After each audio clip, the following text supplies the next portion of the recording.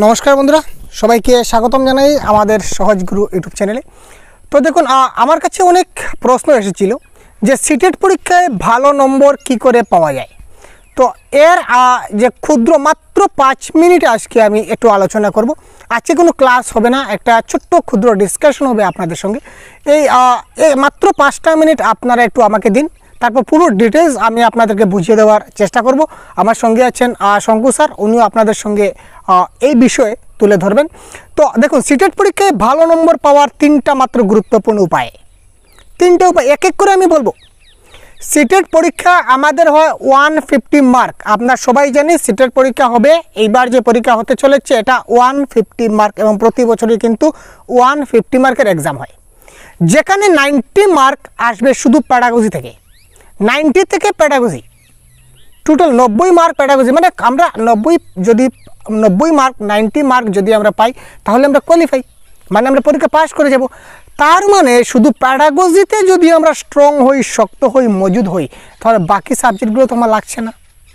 এবার sir pedagogy থেকে 90 mark আসবে, হ্যাঁ প্রত্যেক বছর আসছে। আপনি দেখুন সিডিপিতে 30 মার্ক, ইবিএসে 10, ইবিএসে 15, তারপর আপনার ম্যাথসে 15, আর তারপর ইংলিশে 15, বাংলায় 15, কত হলো আপনার 90 মার্কস। তো এই যে 90 মার্কসের প্যাডাগজি, 90 মার্কসের প্যাডাগজিতে আপনাকে স্ট্রং হতে হবে। কিছু কিছু টপিক আছে, যেমন সিসিই কন্টিনিউয়াস কম্প্রিহেনসিভ এভালুয়েশন, তারপর আরটি অ্যাক্ট, তারপর এনইপি 2020, তারপর এনসিএফ 2005, এই ধরনের বেশ কিছু কমন টপিক আছে। লার্নিং ডিসেবিলিটিস, এই ধরনের অনেকগুলো টপিক আছে, যে টপিকগুলো থেকে প্রত্যেকটা সাবজেক্টে প্রশ্ন আসে। যেমন লার্নিং এবিলিটিস যদি আপনি ভালো করে জানেন, লার্নিং এবিলিটিস যে টপিকটা যদি আপনি জানেন, আমি একটা এক্সাম্পল দিচ্ছি আপনাদের। যদি লার্নিং এবিলিটিস যদি আপনাদের জানা থাকে, ভালো করে যদি আপনারা বুঝতে পারেন learning, what is learning abilities, তার সম্পূর্ণ কনসেপ্ট যদি আপনারা বুঝে নেন, সিডিপি থেকে 1 মার্ক, আমি 1 ধরলাম, সিডিপি থেকে 1, ইবিএস থেকে 1, ম্যাথস থেকে 1, তারপর বেঙ্গলি থেকে 1, ইংলিশ থেকে 1, 5 মার্ক। একটা টপিক থেকে 5 মার্ক। আমি ধরলাম যে কোনো একটা সাবজেক্টে আসলো না, ধরেন ইবিএস এই টপিকটা আমার আসলো না, তবু বাকি 4টে সাবজেক্টে তোমার মার্ক থাকবে। তো একটা টপিক যদি ভালো করে করি তাহলে 4 থেকে 5 মার্ক আমরা পাবো। তো কোন কোন টপিকগুলো আমরা পড়বো ভালো করে, কোন কোন টপিকগুলো আমাদের জানতে হবে, এবং বিশেষ করে লার্নিং ডিসেবিলিটিস থেকে বিগত বছরে কি কি প্রশ্ন এসেছিল একসঙ্গে আমাদের পেতে হবে। লার্নিং এবিলিটিস থেকে আজকে একটা পেলাম, কালকে একটা পেলাম, এই ধরনের নয়। লার্নিং এবিলিটিস থেকে 2024-এ কী এসেছিল, 23-এ কী এসেছিল, 21-এ কী এসেছিল, 19-এ কী এসেছিল, 18-এ কী এসেছিল, 11-এ কী এসেছিল, সবগুলো আপনাকে একসাথে পেতে হবে। কোথায় পাবেন আমি বলে দেব, একটু সময় দিন আমাকে, ঠিক আছে? তো প্যাডাগজি থেকে আমরা এই প্যাডাগজির যে এগুলো যদি আমরা কমনগুলো যদি পড়ি তাহলে একটা টপিক থেকে আমরা 4 কিংবা 5 মার্ক আমরা পেয়ে যাব। এবং প্যাডাগজির একটা মহামন্ত্র আছে, যেটা হচ্ছে positive and negative word. Positive এবং নেগেটিভ ওয়ার্ড একটা মহামন্ত্র আছে, যে কিছু কিছু শব্দ আছে এগুলো জানা মাত্রই কিন্তু আমাদের কারেক্ট আনসার হয়ে যাবে। কিছু কিছু প্রশ্ন আছে যেগুলো শব্দ জানা মাত্র কারেক্ট আনসার। যেমন মেমোরাইজিং মানে মুখস্থ করা। যদি কোনো অপশনে যদি আপনারা দেখেন যে মুখস্থ করা, আর প্রশ্নে যদি বলে যে নিচের কোনটি সঠিক নয়, তার মানে মুখস্থ করা যেখানে থাকবে এটা আপনার correct answer, 100% guarantee, 100% guarantee, challenge দিয়ে দেখিয়ে দিন। যদি প্রশ্নে আসে যে নিচের কোনটি সত্য আর অপশনে থাকে মুখস্থ করা, তাহলে এটা জীবনে কারেক্ট আনসার হবে না। এই ধরনের কিছু কিছু মেমোরাইজিং, তো এই ধরনের শুধু মেমোরাইজিং না ভাই, এই ধরনের বেশ কিছু ওয়ার্ড আছে, পজিটিভ ওয়ার্ড, নেগেটিভ ওয়ার্ড। এই ওয়ার্ডগুলো যদি জানেন তাহলে 40 থেকে 45% আপনাদের কিন্তু এখানে যে প্যাডাগজি সেকশনের যে আপনাদের যে রয়েছে এগুলো কিন্তু আপনাদের 100% কিন্তু খতম। প্যাডাগজি সেকশনের যে 30 থেকে 40% যে আপনাদের কন্টেন্টগুলো রয়েছে এগুলো কিন্তু আপনারা ক্লিয়ার। তো এইভাবে যদি আপনারা স্টেপ বাই স্টেপ এক এক করে যদি ভালো করে কনসেপ্টগুলো ক্লিয়ার করতে পারুন, তাহলে সিটেট পরীক্ষা আমি যে বললাম এই যে একটা টপিক থেকে যদি 4 মার্ক আমার আসে, তো এখানে আমি 130 আর 120 আমার পেতে সময় লাগবে। কিন্তু আমার তো জানতে হবে স্যার, আমার তো জানতে হবে যে কোন টপিকটা পড়তে হবে, কোন টপিকটা ছাড়তে হবে, এই টপিক থেকে কী কী প্রশ্ন এসেছিল, কি এই যে লার্নিং থেকে, যেমন শিখন এই টপিক থেকে বাংলায় কী কী প্রশ্ন এসেছিল, কোন ইয়ারে কী এসেছিল, ইংলিশে কোন ইয়ারে কোন প্রশ্ন এসেছিল, এই সবগুলো আমার জানতে হবে। প্রত্যেকটা সিকোয়েন্স ওয়াইজ আমার কাছে থাকতে হবে। তো প্রথমে আপনারা, এবার যেটা বলি, প্রথমে আপনারা কনসেপ্টটা ভালো করে ক্লিয়ার করবেন।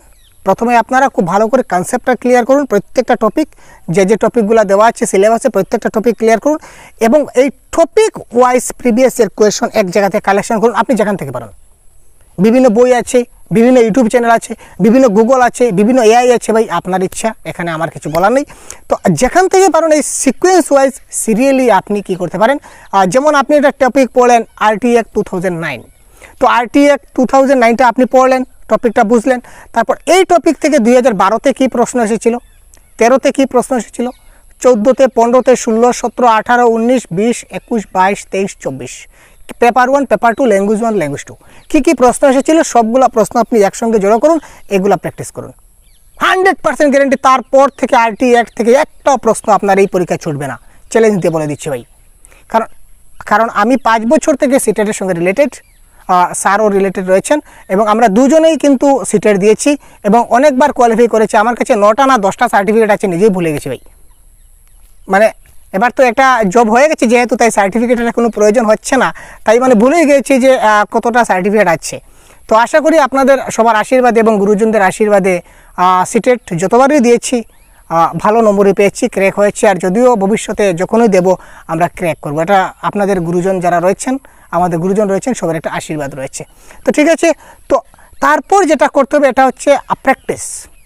আপনারা যখন টপিক করলেন তারপর আপনারা প্র্যাকটিস করবেন।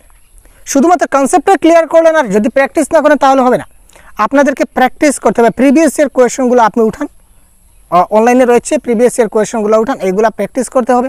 তারপর মক টেস্ট দিন, আর টপিকগুলো দেখলেন, কনসেপ্ট ক্লিয়ার করলেন এবং প্রিভিয়াস ইয়ার কোয়েশনগুলো ফলো করলেন। আর আপনার বেশি কিছু ভাবতে হবে না, কিন্তু সময় মতো টাইমটা আপনার একটা ফিক্স থাকতে লাগবে। পড়াশোনায় যেটা টাইমটা কিন্তু আপনার ফিক্স থাকবে, পড়াশোনার টাইমটা আপনার ফিক্স থাকবে। কেন ফিক্স থাকবে? কারণ আজকে আপনি 1 ঘন্টা বাংলা পড়ুন, 1 ঘন্টা CDP, 1 ঘন্টা ইংরেজি, 1 ঘন্টা EBS, একটা টাইম ফিক্সড রাখবেন যে আমাকে এই সময়ে এটা পড়তেই হবে, না হলে চলবে না। বাকি সব কিছু এবার এই যে বাকি যে হাতে গোনা 3টা মাস রয়েছে আমাদের, এই 3টা মাস যদি একটু মনোযোগ দিন তাহলে 100% গ্যারেন্টি আপনি কি করতে পারবেন, পরীক্ষায় একটা ভালো নম্বর অবশ্যই আপনার আসবে। ঠিক আছে, তো তারপর স্যার আপনাদের সঙ্গে একটু আলোচনা করবেন, তারপর দেখছি এই রিলেটেড কিছু যদি বলেন। থ্যাংক ইউ স্যার, আপনি তো অনেক কিছু বলে দিলেন। বিশেষ করে আমি অ্যাড অন করতে চাই যে সোশ্যাল সায়েন্সে যদি ভালো স্কোর করতে হয় তাহলে সোশ্যাল সায়েন্সের কন্টেন্টগুলি কোথা থেকে পড়বেন। তো সোশ্যাল সায়েন্সের কন্টেন্টগুলি NCERT এর যে সোশ্যাল সায়েন্সের টেক্সট বুক রয়েছে ক্লাস 6 to 8, এই টেক্সট বুক যেমন জিওগ্রাফি, তারপর হিস্ট্রি, তারপর পলিটিক্যাল সায়েন্সের যে সোশিও অ্যান্ড পলিটিক্যাল লাইফ, এই সাবজেক্টগুলির যে প্রেসক্রাইবড টেক্সট বুক আছে, এই টেক্সট বুক আপনি যদি পড়তে পারেন থরলি, তাহলে কিন্তু পরীক্ষায় অবশ্যই আপনার কমন কোয়েশ্চেন আসবে, এরই সাথে পরীক্ষায় নম্বরও ভালো হবে। এবার প্রশ্ন হলো এগুলি কোথা থেকে পাবেন। এগুলি পাওয়া খুবই সহজ। NCERT এর ওয়েবসাইটে ইবুক রয়েছে, অর্থাৎ PDF রয়েছে। এই PDFগুলি ডাউনলোড করে আপনি স্টাডি করতে পারেন। ঠিক আছে, তো এগুলি যদি পড়তে পারেন তাহলে কিন্তু সোশ্যাল সায়েন্সে আর কোনো সমস্যা থাকবে না। তাছাড়া যে সমস্ত স্টুডেন্টসদের সায়েন্স রয়েছে, সায়েন্স স্ট্রিমের স্টুডেন্টসরাও একইভাবে NCERT এর বুক ফলো করতে হবে, সায়েন্সের এবং ম্যাথমেটিক্সের। তাছাড়া বাজারে বিভিন্ন বই রয়েছে, কোন বই ভালো কোন বই খারাপ এখানে আমি বলছি না। যে কোনো একটি বই, অর্থাৎ আপনি প্রথমে অল্প স্টাডি করে কোনো একটি বই নিয়ে আসুন, যে বই থেকে আপনি পড়তে পছন্দ করছেন, যে বইয়ের লেখা আপনি ভালো করে বুঝতে পারছেন, সে বইকে আপনি ফলো করুন। তাছাড়া ইউটিউব এর মাধ্যমে আপনি পড়তে পারেন। ইউটিউবের মধ্যে অনেক চ্যানেল রয়েছে, যে চ্যানেলের কন্টেন্ট আপনি ভালো করে বুঝতে পারেন সে চ্যানেলকে আপনি ফলো করতে পারেন। সেই চ্যানেলকে আপনি রিলিজিয়াসলি ফলো করবেন, অর্থাৎ খুব মন দিয়ে আপনাকে সব কটা পয়েন্টস নোট ডাউন করে রাখতে হবে। তাছাড়া আপনাকে অ্যাম্পল টাইম দিতে হবে প্র্যাকটিসে। প্রিভিয়াস ইয়ার কোয়েশ্চেন তো অবশ্যই করবেন, আর প্র্যাকটিস যথেষ্ট করবেন, তখনই নম্বর 100% ভালো হবে, ইনক্রিজ হবে। আর আপনারা যদি এর সমস্ত কিছু করতে না চান, তার জন্য সলিউশন রয়েছে সহজগুরু অ্যান্ড্রয়েড অ্যাপ। এই অ্যাপ্লিকেশনের মাধ্যমে আপনারা পেয়ে যাবেন পেপার 1 এর জন্য কোর্স মাত্র 599 রুপিসে এবং পেপার 2 এর জন্য কোর্স মাত্র 599 রুপিসে। এই কোর্সের মধ্যে আপনারা পাবেন live classes, recorded classes, PDF notes, তাছাড়া ডাউট ক্লিয়ারিং সেশনস যা আমরা গুগল মিটের মাধ্যমে করাচ্ছি, হোয়াটসঅ্যাপ গ্রুপের মাধ্যমে করাচ্ছি। এরপর রয়েছে সবচেয়ে গুরুত্বপূর্ণ বিষয় যা রিয়েল লাইফ এক্সাম বা রিয়েল এক্সামের ফিল করবে আপনার ড্রিমকে, আপনার যে এক্সাম অ্যাংজাইটি সেটাকে কম করতে সাহায্য করবে। সেটা হলো ফুল লেংথ অনলাইন মক টেস্ট, যা আপনি পেয়ে যাবেন আমাদের সহজগুরু অ্যান্ড্রয়েড অ্যাপ্লিকেশনে, যা প্লে স্টোরে রয়েছে। তাছাড়া এই ভিডিও এর ডেসক্রিপশনে আমরা লিঙ্ক দিয়ে রেখেছি। তো আর দেরি কিসের, নিজের অপরচুনিটিকে ক্র্যাক করুন, কাজে লাগান এবং ইনস্টল করুন প্লে স্টোর থেকে সহজগুরু অ্যান্ড্রয়েড অ্যাপ্লিকেশন। তো ঠিক আছে, ধন্যবাদ স্যার, স্যারকে অসংখ্য ধন্যবাদ। তো সহজগুরু অ্যাপে শুধু আমরা যে পেইড কোর্স করছি তেমন নয়, অনেকগুলা পিডিএফ, অনেকগুলা ক্লাস, অনেকগুলো মক টেস্ট আমাদের ফ্রিতে দেওয়া রয়েছে। তো আপনারা একবার প্লে স্টোর থেকে সহজগুরু অ্যাপটা ডাউনলোড করে একবার এই পিডিএফগুলো একবার দেখে নেবেন। নোটস একটা সেকশন আছে ফ্রি কন্টেন্ট, তো ফ্রি কন্টেন্টের যখন ভিতরে প্রবেশ করবেন তখন দেখবেন নোটস বলে অপশন আছে। এই নোটসে ক্লিক করলে আপনারা অনেকগুলো আমরা পিডিএফ দিয়ে রেখেছি, এই পিডিএফগুলো দেখতে পাবেন এবং এই সঙ্গে সঙ্গে ফ্রিগুলো আপনারা পেয়ে যাবেন।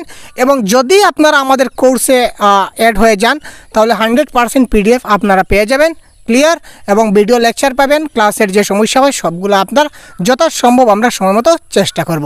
তো আরও যদি আপনাদের সিটেট বিষয়ে যদি আরও কিছু কোয়ারিজ থাকে তো অবশ্যই আপনারা আমাদের সঙ্গে সরাসরি যোগাযোগ করতে পারবেন। কমেন্টের মাধ্যমে আপনারা যোগাযোগ করলে আমরা সঠিক উত্তর দেওয়ার আপনাদেরকে চেষ্টা করব। তো ঠিক আছে, আজকে এই পর্যন্ত বিদায় নিচ্ছি। সবাই ভালো থাকবেন, সুস্থ থাকবেন এবং ইউটিউবে আমরা ক্লাস প্রতিদিন দিচ্ছি, আপনারা দেখতে থাকবেন। ধন্যবাদ, নমস্কার।